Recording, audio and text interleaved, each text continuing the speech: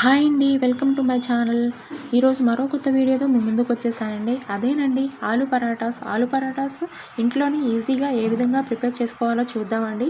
Health కూడా చాలా మంచిది, ఎందుకంటే ఇవి మనం గోధుమ పిండితో ప్రిపేర్ చేసుకుంటామండి.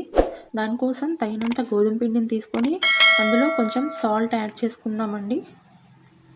ఆ తర్వాత కొంచెంగా వాటర్ యాడ్ చేసుకుంటూ చపాతీ పిండిని కలిపినట్టుగా కలిపేసుకోవాలండి.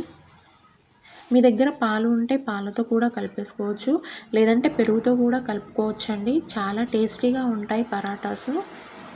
చూసారు కదా, ఈ విధంగా పిండిని కలిపేసుకోవాలి.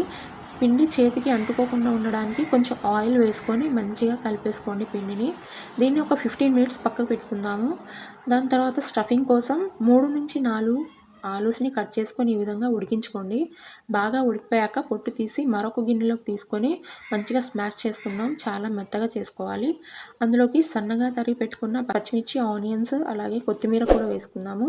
దీని మొత్తాన్ని మంచిగా కలిపేసుకుందామండి. ఆ తర్వాత సన్నగా తురిమి పెట్టుకున్న క్యారెట్ని కూడా వేసుకుంటున్నానండి. దీన్ని కూడా బాగా కలిపేసుకుందాము. ఈ విధంగా కలిపేసుకొని ఇందులోకి తగినంత ఉప్పు, అలాగే కొంచెం కారం, జీరా పౌడర్, కొంచెం ధనియాల పౌడర్, అలాగే గరం మసాలా కూడా వేసుకొని మంచిగా కలిపేసుకుంటున్నానండి. ఇవన్నీ వేసుకోవడం వల్ల స్టఫింగ్ చాలా టేస్టీగా ఉంటుంది. ఆ తర్వాత ముందుగానే కలిపి పెట్టుకున్న పిండిని మరొకసారి ఈ విధంగా కలిపేసుకొని కావాల్సినంత పిండిని తీసేసుకోవాలి. చేతిలోకి తీసుకొని ఈ విధంగా ఒత్తుకొని మనం స్టఫింగ్ పెట్టుకోవడానికి వీలుగా ఉండే విధంగా చేసుకుందామండి. ఈ విధంగా చేసుకొని ఇందులోకి స్టఫింగ్ని వేసుకుందామండి. చూసారు కదా, వీడియోలో చూపించిన విధంగా ఈ విధంగా ఒత్తుకోండి. స్టఫింగ్ బయటికి రాకుండా పిండిని ఈ విధంగా కవర్ చేసుకుంటూ చేసుకోండి.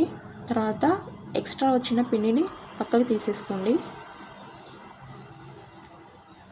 దీన్ని మనం పొడి పిండిలో డిప్ చేసుకొని చపాతీని ఏ విధంగా చేసుకుంటామో ఆ విధంగా చేసుకోవడమేనండి.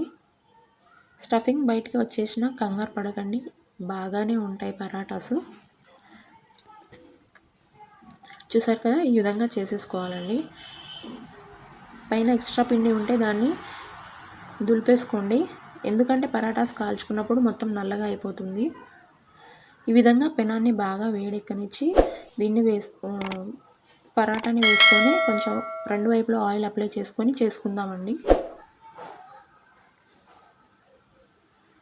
నెయ్యి వేసుకునేదైతే తర్వాత వేసుకోండి, చేసుకున్న తర్వాత. చూసారు కదా, ఈ విధంగా రెండు వైపులో ఆయిల్ అప్లై చేసుకొని మంచిగా పరాటాని మంచి కలర్ వచ్చేంత వరకు చేసుకోవాలండి. అంతే అండి, చాలా టేస్టీగా ఉండే ఆలు పరాటాస్ రెడీ అయిపోయాయి. హెల్త్ కూడా చాలా మంచిదండి. మీకు కనుక నచ్చినట్టయితే మీరు కూడా ట్రై చేయండి. ఎలా వచ్చిందో కామెంట్ చేయండి. మీకు కనుక వీడియో నచ్చినట్టయితే లైక్ చేయండి, షేర్ చేయండి, అలాగే నా ఛానల్ని సబ్స్క్రైబ్ చేసుకోండి. Thank you for watching.